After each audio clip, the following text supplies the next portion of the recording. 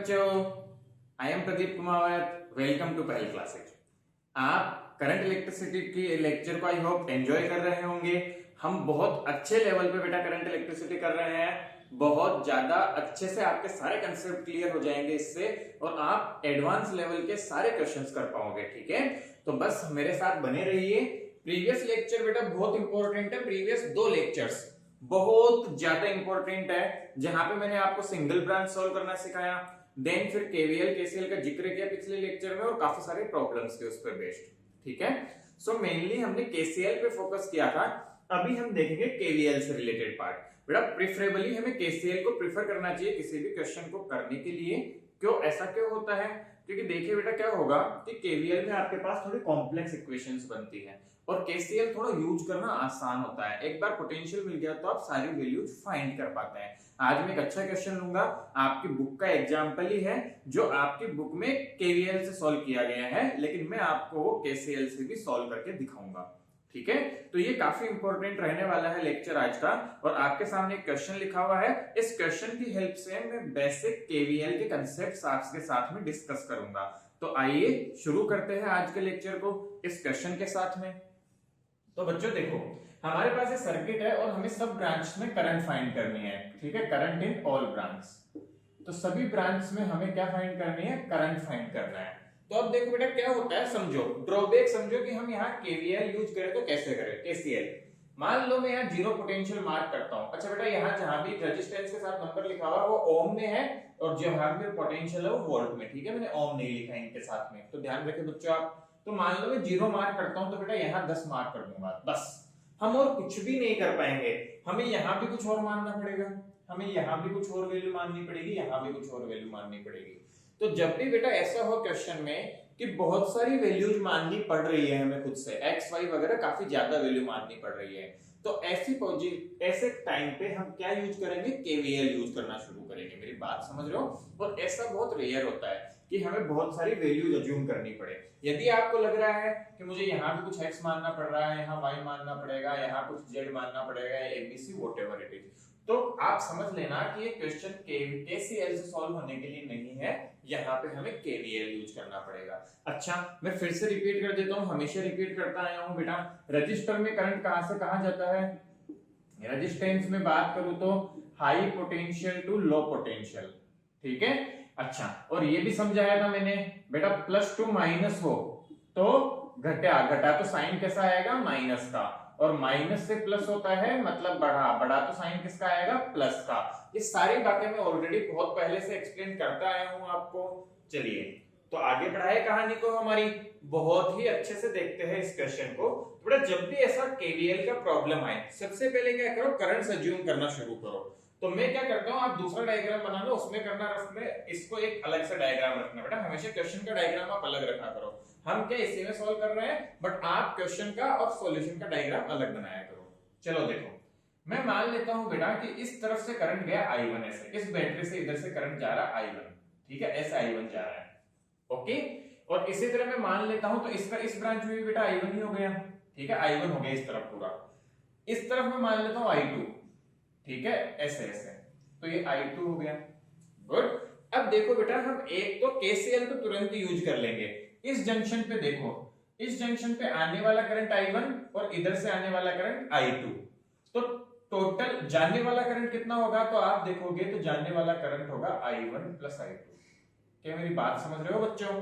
ध्यान से समझो कि इस तरफ हमने माना I1 करंट, इस तरफ हमने माना I2 करंट, और यहां से जो I2 वैल्यू थी बेटा, तो इस जंक्शन पे देखोगे तो I1 और I2 आ रहा है। तो मैंने प्रीवियस लेक्चर में आपको सिखाया था, जितना आ रहा है जंक्शन पे उतना ही जाना चाहिए। तो आने वाला बराबर जाने वाला कंसेप्ट हम ध्यान में रखते हैं। तो आने वाला बराबर जाने वाला किया, तो इस ब्रांच में I1 प्लस I2 आ गया।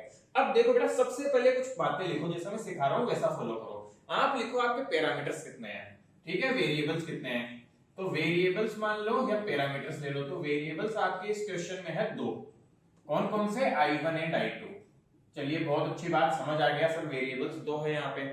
फिर आपको क्या करना है, समझो मेरी बात बेटा। जितने नंबर ऑफ वेरिएबल्स होंगे, नंबर ऑफ वेरिएबल्स जितने होंगे आपके, आपको उतनी ही इक्वेशन चाहिए। दिस इंप्लाइज, मान लो नंबर ऑफ वेरिएबल्स है n, तो इसका मतलब हो गया नंबर ऑफ इक्वेशंस कितनी हो जाएगी, वो भी हो जाएगी n के बराबर, ठीक है। और इसका मतलब ये होता है कि नंबर ऑफ लूप्स, ठीक है, नंबर ऑफ लूप्स जो कि डिफरेंट होने चाहिए, जो आपको यूज करने हैं, वो भी हो जाएंगे n के बराबर। तो ये कंसेप्ट आपको बहुत अच्छे से ध्यान रखना है। क्या, सबसे पहले आप वेरिएबल्स मानो इस क्वेश्चन में, तो बेटा हमने देखो यहाँ पे i1 प्लस i2 ले लिया, एक इक्वेशन को ऑलरेडी यूज कर लिया, वो हम डायरेक्ट नहीं लिख रहे हैं। तो नंबर ऑफ वेरिएबल्स आपको पता चल गया n जैसे, तो इस क्वेश्चन में है 2, तो आपको टोटल कितनी इक्वेशन चाहिए, 2। आपके कितने डिफरेंट लूप्स यूज करने पड़ेंगे, 2।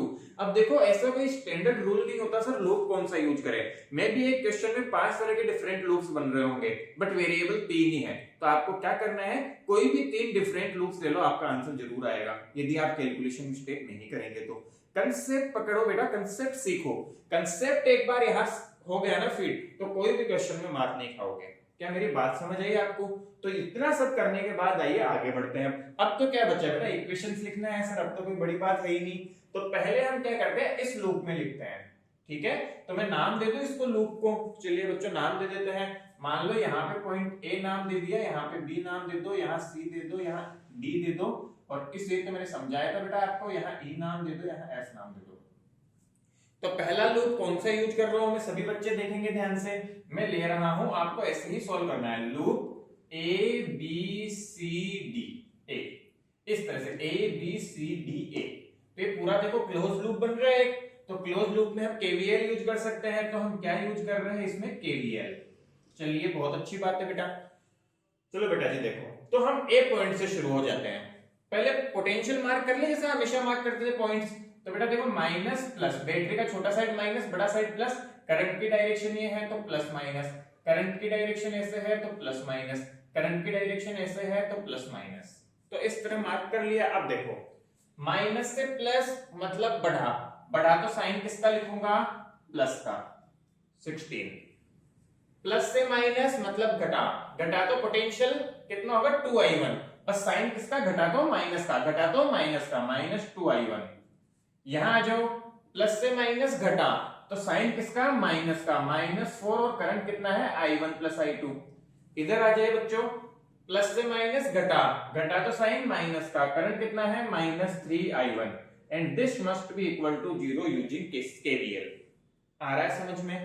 तो ये फर्स्ट इक्वेशन आ गई हमारी कौन से लूप से, ABCD लूप से। इसको थोड़ा और सिंप्लीफाई कर लो तो देखो क्या आ जाएगा, देखना सभी बच्चे, ये 16 तो रहेगा ही, -2i1 माइनस का 4i1 और माइनस का 3i1, तो 4 2 6, 6 और 3 9, तो ये आ गया 16 माइनस 9i1, समझ रहे सभी बच्चे, और -4i2 equal to 0। So this is the equation number 1। इसी तरह बेटा देखो कौन सा लूप यूज ले लेंगे, मैं यहां पे लिख रहा हूं इसको, आप बोलोगे लूप, कहीं से भी शुरू हो जाओ, मैं यहां से शुरू हो रहा हूं, इस तरफ से ऐसे चलूंगा अब इसमें, ठीक है। E F C D E, 2 loop चाहिए, 2 इक्वेशन है, 2 डिफरेंट लूप्स ले लिए, चलो शुरू करो, यहां से ई से शुरू हो जाओ, माइनस से प्लस, अच्छा इस पे भी पोटेंशियल्स मार्क कर दे बेटा जी हम, माइनस प्लस, करंट कैसे जा रहा है, प्लस माइनस, प्लस माइनस पहले से मार्क है, प्लस माइनस। चलो शुरू कर दे कहानी को, देखो कैसे करोगे बच्चों। सो माइनस से प्लस मतलब बढ़ा, बढ़ा तो प्लस के साथ में लिखूंगा 10, तो 10 प्लस से माइनस मतलब घटा, -3i2, अगेन प्लस से माइनस मतलब घटा, माइनस का 4i1 प्लस i2, ठीक है। प्लस से माइनस मतलब घटा, माइनस का 2i2 and that is equal to 0। तो यहां से क्या कर लोगे बेटा, इस इक्वेशन को देखो सॉल्व करेंगे तो क्या आ जाएगा, 3 और यहाँ पे क्या आ जाएगा, 3 और 4 7 और 2 9, अगेन 9i2 आ गया, तो 10 माइनस 9, यहाँ पे 9i2 के साथ आ गया, 10 माइनस 9i2, और यहां से देखो -4i1 इक्वल टू 0। तो ये 2 इक्वेशन आ गई आपके पास में। अब क्या बचा, अब तो बेटा सॉल्व करना बचा है। तो क्या 2 इक्वेशन 2 वेरिएबल आप सभी बच्चे सॉल्व कर पाओगे, कोई भी मेथड यूज करके इसका आंसर निकाल लेंगे बच्चा। तो आंसर ऑब्वियसली मुझे वो आंसर पता नहीं है क्या इसका आंसर आएगा, जो भी आंसर आएगा मैं ये अज्यूम करके चल रहा हूँ, आप बच्चे कर पाएंगे इसको, ठीक है, सो कंसेप्ट तो ये था। अब क्या करना है, मैं आपको लिख देता हूं, solve two equations to get I1 I2, to get I1 and I2, और I1 I2 आ गई तो I1 प्लस I2 भी आ जाएगा। फिर से बेटा एक ही सवाल में पकड़ ऐसे बना दो केवीएल केसीएल पे कि कभी मात ही ना खाए। क्या पकड़, समझो। पहले तो कंसेप्ट है, मैं 2 लेक्चर से रिपीट करता आ रहा हूं पिछले, बेटा प्रीवियस 2 लेक्चर्स फिर से बोल रहा हूं, बहुत इंपॉर्टेंट है। If you want to become master in circuit theory please watch that. ठीक है, तो यहां से आ जाए, यहां से फिर हमने एक तो कंसेप्ट बेस देख, फिर हम देखते हैं करंट्स मार्क करेंगे, फिर देखेंगे नंबर ऑफ वेरिएबल कितने हैं, तो उससे आइडिया लगेगा नंबर ऑफ इक्वेशन कितनी चाहिए और नंबर ऑफ डिफरेंट लूप्स कितने चाहिए, तो उसी की हेल्प से फिर हम आगे बढ़ के क्वेश्चन को सॉल्व करेंगे। अब तो बेटा बाकी काम जो भी है हमारा इक्वेशन सॉल्व करना है। आई होप आप ऑब्वियसली 12th क्लास के स्टूडेंट्स हैं, तो इक्वेशन सॉल्व करना हमें आना ही चाहिए। ठीक है बेटा, तो ये आपको कैसा समझ आया ये कमेंट सेक्शन में मुझे जरूर बताएं। अब हम नेक्स्ट क्वेश्चन देखने वाले हैं अभी, तो आप साथ में बने रहे, तब तक आप इसे नोट डाउन कीजिए।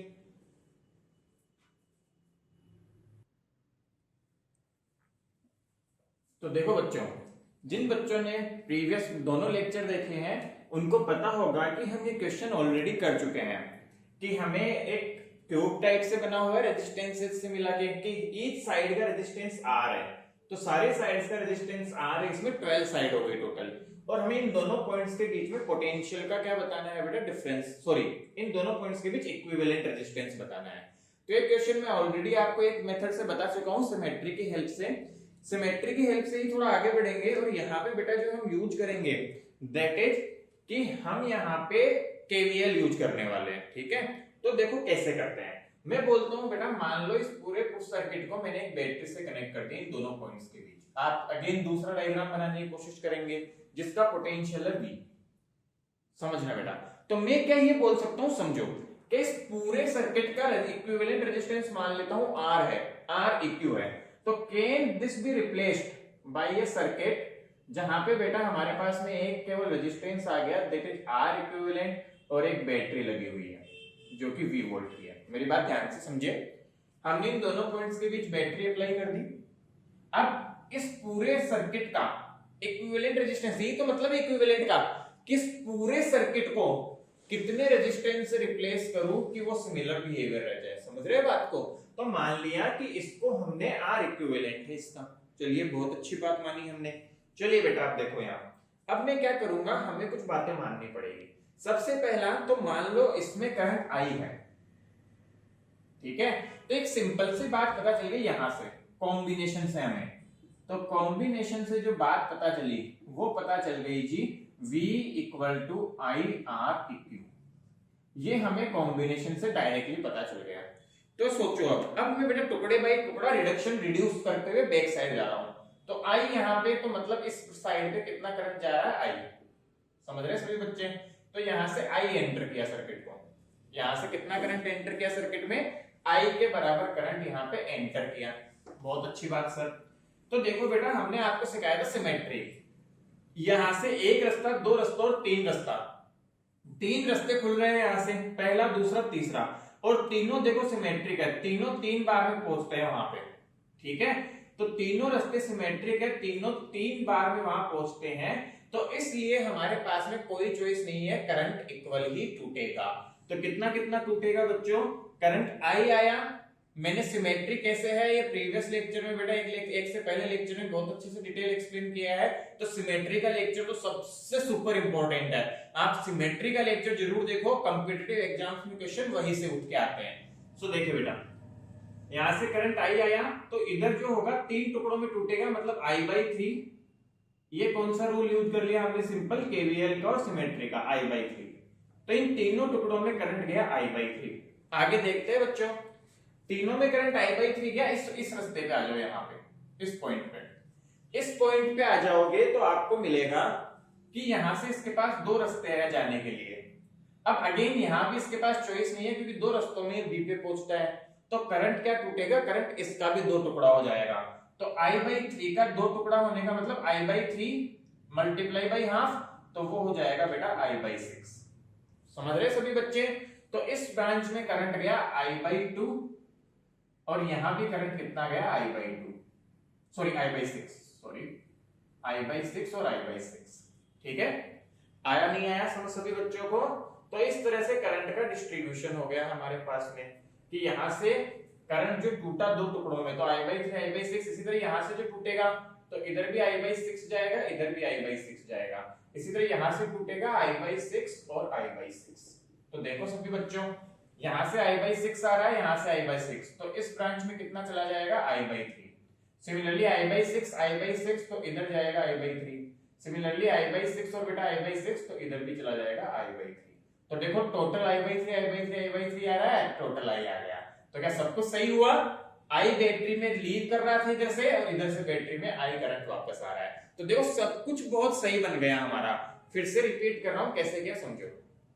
हमने पहले तो एक इक्विवेलेंट माना, फिर हमने क्या बोला बच्चा कि यहां से मान लो I करंट जो जा रहा था, I चला यहां से। अब इसने देखा यार तीन रास्ते हैं और तीनों रास्ते सेम है, तो चॉइस ही नहीं है कि किधर ज्यादा चला जाए, तो तीनों तरफ बराबर जाना पड़ेगा भाई। ठीक है जी, तो तीनों तरफ बराबर गया। फिर इसने देखा कि आगे दोनों रास्ते बराबर है, तो यहां बराबर हो गया। इसी तरह सबने देखा आगे के रास्ते बराबर है, और फाइनल सारा करंट का डिवीजन करते हुए हम फाइनल आंसर पे पहुंच गए। चलिए बहुत अच्छी बात है। तो अब बेटा एक लूप कंसीडर करना है, सिंस हमें V चाहिए फॉर्म में, तो हम ये वाला लूप लेंगे। कौन सा, मैं नाम बता देता हूं। यहां से हम बेटा नेमिंग कर देते हैं इसके। देखो दूसरा पेन यूज कर रहा हूं नेमिंग के लिए, ये और बी मार्क है ऑलरेडी। इस पॉइंट को मार्क कर देते हैं C, ठीक है, इस पॉइंट को मार्क कर देते हैं D, इस पॉइंट को मार्क कर देते हैं E, ठीक है। तो A C D E, ठीक है, और इसको मार्क कर दो बेटा F और B A। इस तरह से हो जाएगा।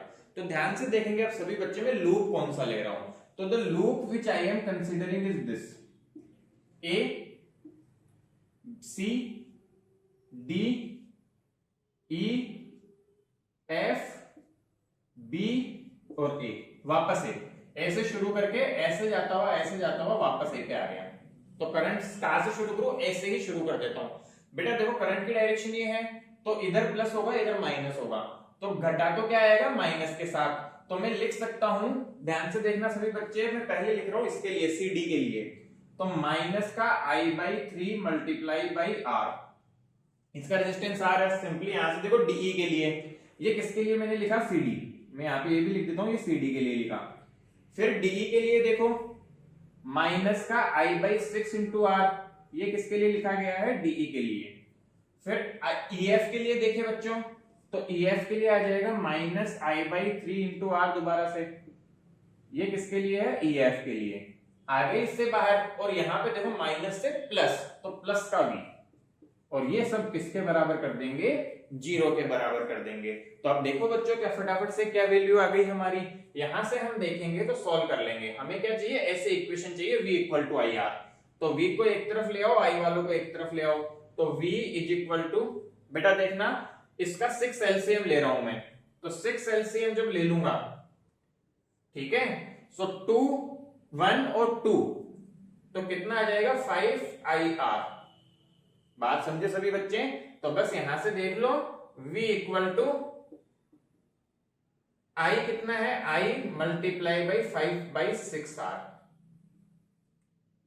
तो ये सेकंड इक्वेशन एक तरह से हमारे पास हो गई।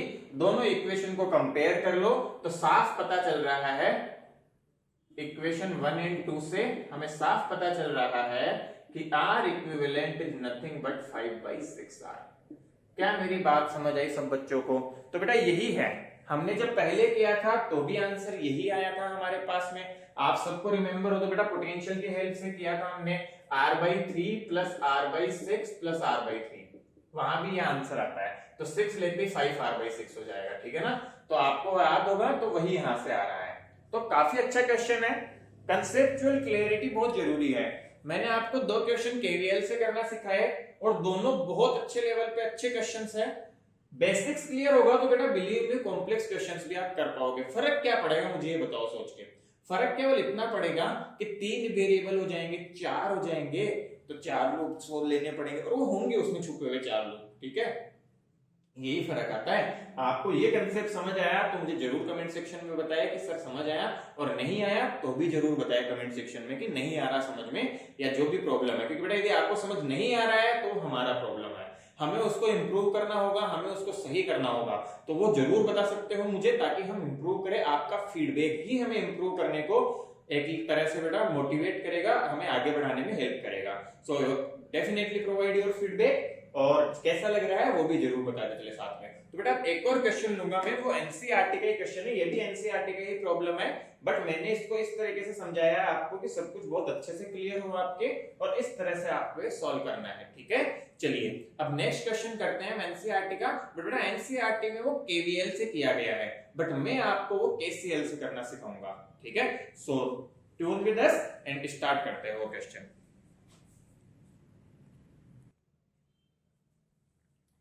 चलो बच्चों आओ एक नया क्वेश्चन करते हैं। आपके एनसीईआरटी का क्वेश्चन है, बट हम डिफरेंट तरीके से सॉल्व करेंगे। एनसीईआरटी में इसे केवीएल से सॉल्व किया गया है, हम इसे केसीएल की हेल्प से सॉल्व करेंगे, और बहुत अच्छा मेथड में डिस्कस करने वाला हूं, मजा आ जाएगा आपको जान के। चलिए सो एग्जांपल 3.7 है एनसीईआरटी का, शुरू करते हैं बच्चों समझना। केसीएल में क्या करते हैं हम बेटा, पॉइंट्स मार्क करते हैं, ठीक है, पोटेंशियल के। तो किसी भी पॉइंट पे 0 मान लेते हैं हमारी मर्जी से। तो हमने क्या कहा, यहाँ पे एक सिंगल बैटरी दिख रही है, देखो, तो मैंने क्या किया, सिंगल बैटरी जहां दिख रही है वहां पे हमने एक जगह 0 मान लिया, तो इस डी पॉइंट के पोटेंशियल को मैंने बोल दिया 0 है। तो बता बेटा जी ये 0 से 5, तो बी पॉइंट का पोटेंशियल हो गया 5। ये 2 पॉइंट्स हमें पता चल गए। आ रही है समझ या नहीं आ रही? ये 2 पॉइंट हमें क्या चल गए, पता चल गए। चलो बहुत अच्छी बात है। अब देखो हमें 2 पॉइंट्स का लफड़ा रह गया, एक पॉइंट ए एक पॉइंट सी। तो मैं बेटा मान लेता हूं कि सी पॉइंट का पोटेंशियल है x और ए पॉइंट का पोटेंशियल है y। क्या मान लिया हमने, लेट, अभी फाइंड कर लेंगे, टेंशन मत करो आप, let potential at C is equal to x and at A is equal to y। चलिए बहुत अच्छी बात है। अब क्या करेंगे, अब बेटा 2 जंक्शन पे हम केवीएल यूज करेंगे, ठीक है। क्या यूज करेंगे हम 2 जंक्शन पे, सॉरी केसीएल। कौन कौन से 2 जंक्शन, एक तो C वाला जंक्शन जहां X है, और एक A वाला जंक्शन। चलिए आगे बढ़ते हैं, शुरू करेंगे इस बात को। तो हमें करंट मानना पड़ेगा बेटा केवीएल केसीएल यूज करने के लिए। तो हम मान लेंगे कि इस तरफ जो करंट है दैट इज I1, इस तरफ जो करंट जा रहा है दैट इज I2, और इस तरफ जो करंट जा रहा है दैट इज I3। समझे बेटा किस किस को I1 I2 I3 माना मैंने, मैं अलग से निकाल के दिखा देता हूं बेटा। इसको हमने ऐसा कुछ कर लिया, the circuit reduce to like this. ये 5 वोल्ट है, यहाँ पे X है, ये 2 ओम है, ये भी 2 ओम है, यहाँ पे 0 है, और ये 1 है, ये 10 है, और यहाँ पे Y है। और इस तरफ जो करंट जा रहा है दैट इज I1, इस तरफ जो करंट जा रहा है वो है I2, और इस तरफ जो करंट जा रहा है वो है I3। तो आपके पास ये सर्किट आ गया एक नया टाइप से। अब इसको बताओ क्या करूं, क्या जंक्शन X पे आपको पता है समेशन I इक्वल टू 0, तो क्या हो जाएगा I1 plus I2 plus I3 equal to 0। देखो बेटा I1 कैसे लिखोगे, तो इसको एक ब्रांच कंसीडर करो, हम हमेशा करते आए ये काम। तो किसी भी तरफ से शुरू हो जाओ, क्या इस तरफ से शुरू हो जाऊं, तो X प्लस से माइनस, तो माइनस का I1 1 इंटू I1, माइनस से प्लस तो प्लस का 10, बेटा समझ आ रहा है ना, इक्वल टू Y। तो यहां से I1 जो आया देखो वो कितना आ गया, x minus 10, sorry x plus 10 minus y equal to I1। तो इसको उठा के इस इक्वेशन में रख दो, तो देख बच्चा कितना आ जाएगा, x plus 10 minus y plus I2 कितना आ जाएगा, x माइनस 5/2, सो x माइनस 5/2, और ये कितना आ जाएगा, देखो ये आ जाएगा x माइनस 0/2 इक्वल टू 0। तो यहां से देखो एक इक्वेशन बच्चा x और y में आ गई। कैसे, 2 एलसीएम ले लो तो सॉल्व करने पे आ जाएगा 2x प्लस 20 माइनस का 2y प्लस 2x माइनस का 5 इक्वल टू 0। तो देखो कितना आ गया, 4x माइनस 2y, और यहां से प्लस का 15 इक्वल टू 0। तो ये इक्वेशन नंबर 1 आ गया हमारे पास में, ठीक है। सो आपको समझ आया होगा इक्वेशन 1 कैसे निकाला बेटा, सिंपली सर्किट को हम चेंज करके लिख रहे हैं। अब देखो, अब इस जंक्शन ए पे यूज करेंगे हम, ये कहा यूज किया, जंक्शन सी पे। अब हम यूज करेंगे जंक्शन ए। सभी बच्चे यहां ध्यान से देखेंगे, जंक्शन ए पे बात कर रहे हैं। तो जंक्शन ए पे बात करूंगा तो कुछ ऐसा सिचुएशन है,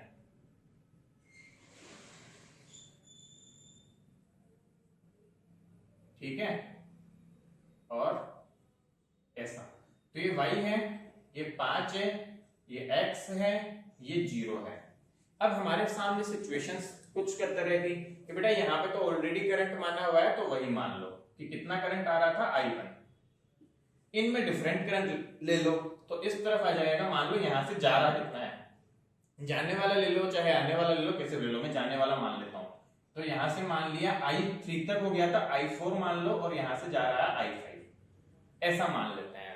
अब बेटा देखो यहाँ पे हमने वहां तो यूज कर लिया समेशन i इक्वल टू 0, यहाँ भी वो यूज कर सकते हैं, तो बट साइन के साथ रखना होगा। तो मैं तो यहाँ यूज कर लेता हूँ बेटा अपना कंसेप्ट, आने वाला करंट बराबर जाने वाला। तो जितना करंट आ रहा है उतना ही जाना चाहिए। तो आने वाला करंट कितना है y जंक्शन पे, जंक्शन कौन सा यूज कर रहे हैं हम, y। तो जंक्शन y पे करंट कितना आ रहा है I1, तो I1 की वैल्यू ये रही, तो रख दो यहाँ पे। तो I1 आ रहा है equal to I4 plus I5, तो I1 की वैल्यू रख दो जी। तो I1 की वैल्यू है 10 plus x minus y equal to I4 देखो आ जाएगा y माइनस 5/4, और इसकी रेजिस्टेंस की वैल्यू भी कितनी है 4। सो ये आ जाएगा y minus 5/4 plus y minus 0/4। ठीक है जी बेटा जी। सो 4 का एलसीएम ले लो यहाँ पे, तो 4 एलसीएम ले लूंगा तो देखो क्या आ जाएगा 40 plus 4x minus 4y equal to 2y minus 5। ठीक है, सबको इधर ले आओ इसको, तो वैल्यू आ जाएगी 4x माइनस का 6y प्लस का 45 इक्वल टू 0। तो ये इक्वेशन नंबर 2 आ गई। ये इक्वेशन नंबर 1, ये इक्वेशन नंबर 2, दोनों को सॉल्व कर लेंगे। तो सॉल्व कैसे करें, देखो इक्वेशन 2 को यहाँ पे लिख लो, तो 4x minus 6y plus 45 equal to 0। ये दोनों इक्वेशन लिख ली, इसमें से इसको सब्ट्रैक्ट मार दो। तो जैसे ही सब्ट्रैक्ट करोगे क्या आएगा, देखो माइनस का 2 माइनस का 6, तो माइनस का 2 ये सब्ट्रैक्ट होने पे प्लस हो जाएगा, तो ये आ जाएगा प्लस का 4y, और 15 में से 45 गया तो माइनस का 30 इक्वल टू 0। तो भाई साहब y की वैल्यू आ गई 30/4 that is equal to 15/2 that is equal to 7.5। चलो y पता चल गया, बहुत अच्छी बात है। तो x निकाल लो, किसी भी इक्वेशन में रख दो भैया, इस इक्वेशन में रख देते हैं, पुट इन इक्वेशन 1। तो इक्वेशन 1 में रखूंगा तो 4x और by 2 minus 15 plus 15 equal to 0। तो यहां से पता चला साहब x आ गया 0। तो सारी वैल्यूज पता चल चुकी है आपको, x की वैल्यू 0 है, y की वैल्यू 15/2 है, तो सारा काम खत्म। आप I1 निकाल लो, I2 निकाल लो, I3 निकाल लो, I4 निकाल लो, सारी वैल्यू निकाल लो, कहां कोई टेंशन ही नहीं लेना। समझ आई कि नहीं यही बात सब बच्चों को? क्या आप सब कुछ निकाल सकते हो? सब निकाल लोगे। x y की वैल्यू तो रखनी है सर, सारी वैल्यूज तो निकाली हुई, I4 ये है, I5 ये है, y की वैल्यू तो रख देंगे, x की वैल्यू तो 0 है, तो यहाँ से I1 आ जाएगा, I2 I3 आ जाएगा। देखो x 0 हो गया तो I3 0 हो गया। इस तरह देखोगे बेटा तो इस पे जंक्शन पे इस तरफ करंट आ रहा है, इस तरफ से करंट आ रहा है, तो जितना आ रहा है उतना इधर जाएगा। तो इस ब्रांच में कितना करंट जाएगा, ध्यान से देखो I4 आ रहा है और I2 आ रहा है, तो आने वाला बराबर जाने वाला, तो I2 plus I4, sorry I4, हाँ, तो I2 प्लस I4 उस ब्रांच में जाएगा। तो आप क्या करोगे बच्चों, मैंने आपको पूरा मेथड बताया अच्छे से डिटेल में। करना क्या है हमें कि इस मेथड से जो आंसर आए उनको एक बार अपने बुक के आंसर से मैच करके देखना, आपके सारे आंसर्स मैच हो जाएंगे। तो देखो बेटा जी, केसीएल हम जनरली कब फॉलो करते हैं, प्रीफर करते हैं जब हमारे पास दो पोटेंशियल तक हो, दो तक हम एडजस्ट कर लेते हैं, क्योंकि x और y थे तो दो इक्वेशन बनेगी, दो इक्वेशन को सॉल्व करना इतना टफ नहीं होता, आसान होता है, और केसीएल यूज करना आसान होता है। बट दो से ज्यादा इक्वेशंस वगैरह आती है तो फिर हम केवीएल पे शिफ्ट हो जाते हैं, ताकि थोड़ा सा हमें फिर वो आसान पड़ता है मेथड। ठीक है, सो मैंने डिस्टिंक्शन भी बता दिया, एक क्लियर अंडरस्टैंडिंग भी दी कि कब कौन सा मेथड प्रेफर किया जाता है, कौन सा मेथड ज्यादा यूजफुल रहेगा कब, ये सारा डिस्कशन हमने किया आज के लेक्चर में। तो अगेन अभी के तक बेटा हम केवीएल के अच्छे क्वेश्चंस, बहुत अच्छा पार्ट कर चुके हैं। मैंने करंट में आपको पूरा एडवांस लेवल तक सिखाया है, सिमेट्री क्या होती है पूरा डिस्कस किया। उसके बाद बेटा मैंने फर्स्ट पार्ट लिया जिसमें basics of circuit theory discuss किया। तो बेटा सर्किट थ्योरी में मेनली देखोगे तो चार अभी तक बहुत ज्यादा इंपॉर्टेंट लेक्चर आ चुके हैं। सबसे पहला सिमेट्री इन इलेक्ट्रिक सर्किट, दूसरा सर्किट थ्योरी बेसिक्स, तीसरा हमारे पास में ध्यान दोगे तो आपका एक और लेक्चर आया है जिसमें हमने डिस्कशन किया केवीएल केसीएल पार्ट 1, जिसमें केवीएल केसीएल और रिलेटेड प्रॉब्लम्स की, और फोर्थ ये लेक्चर अपना जिसमें केवीएल और केसीएल की थोड़ी एडवांस प्रॉब्लम्स डिस्कस की है। तो आप सबको ये अच्छे से समझ आ जाना चाहिए। आप इसका स्क्रीनशॉट लेके रख सकते हैं। इवन मैं तो प्रीफर करूंगा आप नोटबुक साथ में रखें, उसमें नोट्स बनाएं अच्छे से। और बिलीव मी, आप हमारी लेक्चर सीरीज को फॉलो करोगे तो कोई भी आपको 95 ऊपर जाने से नहीं रोक सकता किसी भी सब्जेक्ट में। थोड़ा सा और प्रैक्टिस करोगे तो 100 भी कोई बड़ी बात नहीं है। तो हम देखना चाहेंगे कितने बच्चे इतने मार्क्स ला पाते हैं पढ़ के। ठीक है, चलो सी यू, बाय बाय।